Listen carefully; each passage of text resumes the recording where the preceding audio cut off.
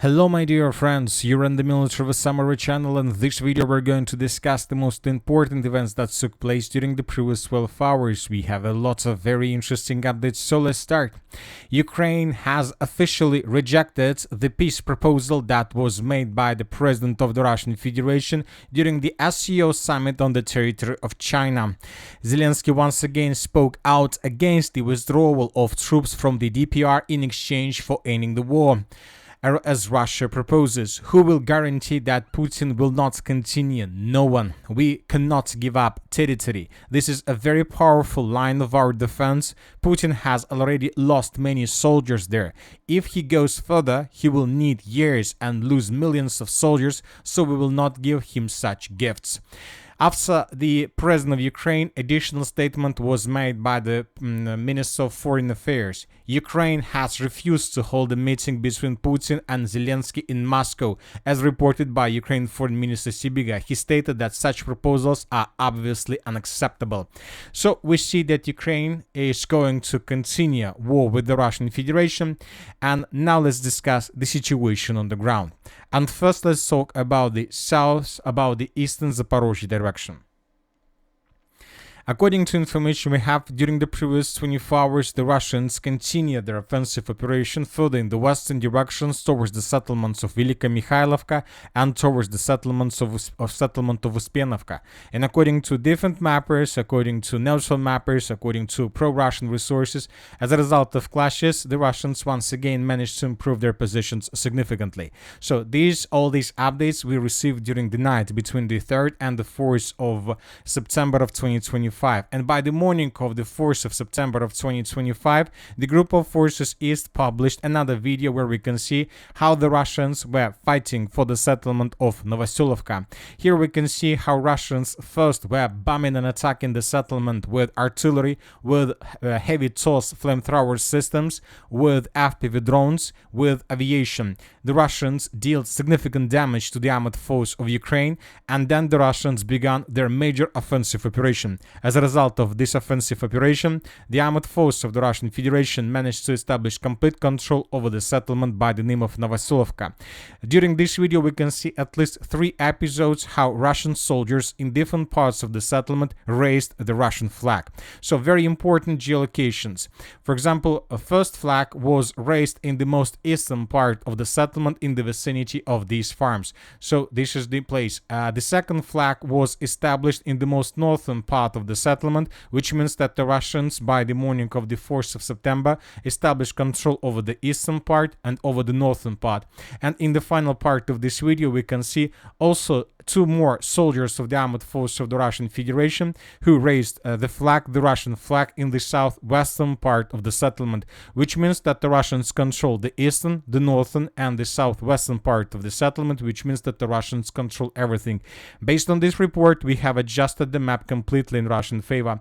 So this is the situation by the end of the 3rd of September of 2025. As you can see, most of these territories used to be considered as the territory under complete Ukraine control, but by the morning of the 4th of September of 2025, everything was adjusted in Russian favor. The Russians secured this area, and now the Russians are able to move further in the western direction, and most likely the clashes for the settlement of Velika Mikhailovka is about to start.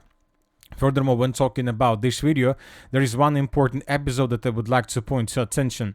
This episode took place in the most, let's say, northern parts in this area. So I would like to point to attention about huge, probably fire anomalies and smoke screens further to the north of the settlement. So when talking about these smoke screens, these screens took place exactly in this area, which means that most likely the Russians, after the fall of Novoselivka, began offensive operation in the northern direction with the purpose to cross the river of Volcha and to move further in the western directions towards the village of Velika Mikhailovka. So very important clashes are taking place right now. If Russians are able to take Velika Mikhailovka under complete control, this will allow the Russians to get additional foothold where they would be able to concentrate thousands of troops before moving further. This is very important, not just to have reserves, to have weapons, arms. It is very important to have place where you can concentrate additional forces, a critical mass, before moving further.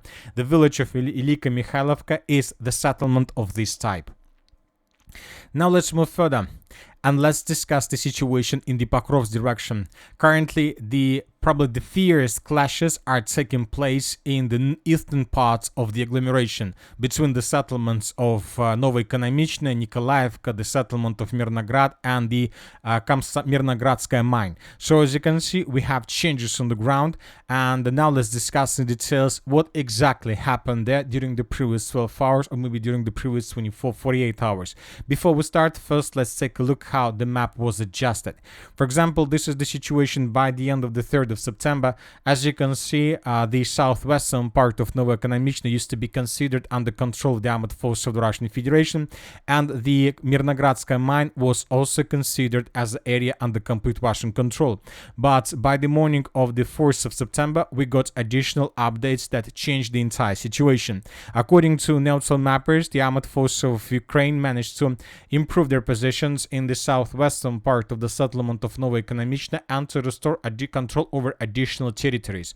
Furthermore, according to the same mappers, as a result of counter-offensive operation, the Ukrainians managed to restore control over the Mirnogradskaya mine, so over this important facility. So, and we expected that Ukrainians would continue their counter-attacks with the purpose to move further in the northeastern direction, with the purpose to cut the Russian breakthrough area to the northeast of the Pokrovsk agglomeration, but everything went wrong. For example, in this video we can see the scenes from the city of Mirnograd. As you can see, the city is under very heavy fire. The Russians are bombing and attacking this area without counting anything. And this morning, several pro-Ukrainian resources published another video that changes the situation completely. So as you have mentioned, as you have noted, there is a very interesting update on the ground. A small line, like a snake, that goes from the southwestern part of Mirolubovka towards almost the city limits of the city of Mirnograd. So we're talking about this line. So this is the situation by the end of the 3rd of September, and this is how exactly the map was adjusted according to video that was published by Ukrainian resource. So let's take a look at this video, and then it will be clear what exactly was happening. In this video, we can see how Ukrainians using FPV drones were trying to attack Russian turtle vehicle, a turtle vehicle that most likely was redeploying infantry. So the video is not very long, but there are a few very important episodes in this video. For example, in this video, we can see that at the end, this turtle vehicle, this armored vehicle, was damaged and destroyed. So there are two episodes that were geolocated. Russian vehicle, this armored vehicle, was most likely moving along this tree line. So this is the first episode where the vehicle was discovered, and when Ukrainians began bombing this vehicle, then the vehicle most likely moved further in the western direction, then most likely the vehicle turned in the northern direction, and one of the episodes was geolocated exactly in this point. The vehicle was destroyed exactly here, which means that most likely the Russians launched unexpected offensive operation with marines on board, with troops on board, with the purpose to outflank Ukrainian positions in the southwestern part of the settlement of Novoselivka. The Russians land infantry exactly in this point, and most likely Russians took under complete control these two strongholds, the trenches to the south and this facility where we can see lots of buildings. Let's take a look at this video once again, and we will see this building on this video. So once again, the Russians were moving, and the Russians landed infantry. The Russians were under very heavy fire of Ukrainian drones, and this is exactly the moment we're talking about. So this is the Russian vehicle, and these are the facilities that you can see right now in front of your screens. So as you can see, the Russians managed to take these territories under complete control. Furthermore, if we take a look at this vehicle, you're gonna see that the vehicle was moving already back in the eastern direction, so something like this. Maybe the Russians managed to move even further and to answer the Mirnogradskaya citadel that is located in the southeastern part. As for now, it's unknown, but anyway, this is very interesting and obviously very dangerous operation for the armed forces of Ukraine, because If Russians indeed took under complete control these two facilities, this facility and a stronghold around, this means that the Russians managed to cut the main supply lines that Ukrainians used to support their contingent in the southwestern part of the settlement of Novoekonomichne and on the territory of Mirnogradskaya mine. So the Russians cut this road, and most important, that the Russians most likely currently use hundreds of drones flying above this area with the purpose to protect Russian soldiers that captured this territory. Now Ukrainians have huge problem. Now they need to restore control over this territory with the purpose to restore communication with Ukrainian contingent on the territory of the southwestern part of Novoekonomichne and on the territory of Mirnogradskaya mine. So that is why they will send hundreds of units and soldiers and vehicles to do this. But once again, now the Russians also use hundreds of drones of Rubicon team, most likely with the purpose to destroy everything they see that will start approaching this area. So now the Russians will try to hold their positions for as long as possible under the protection of FPV drones, while the main Russian forces will resume their attempts to attack Ukrainian positions on the Mirnogradskaya mine and in the southwestern part of the city of Novoekonomichne. Now the Russians will try to do everything they can with the purpose to improve their positions and to take under complete control everything along this line.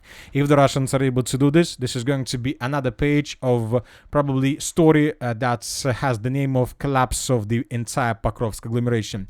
Let's wait and see what is going to be next, but obviously the situation is very critical and very interesting. Now let's move further and let's discuss the situation in the Constantinivka direction. Several neutral mappers reported that Ukrainians during the previous days counterattacked, and as a result of those counterattacks they managed to improve their positions in the fields between the city of Constantinivka and Pritekyno. Furthermore, according to these sources, the Russians were forced to fall back from the southwestern part. Currently this area is in the gray zone, or more precisely is in the kill zone. And that's it for the short video. Military Summary channel reminds to condemn any violence in the world. Thank you for your watching, subscribe to my channel, put your likes, join my Patreon, and have a good day. Bye bye.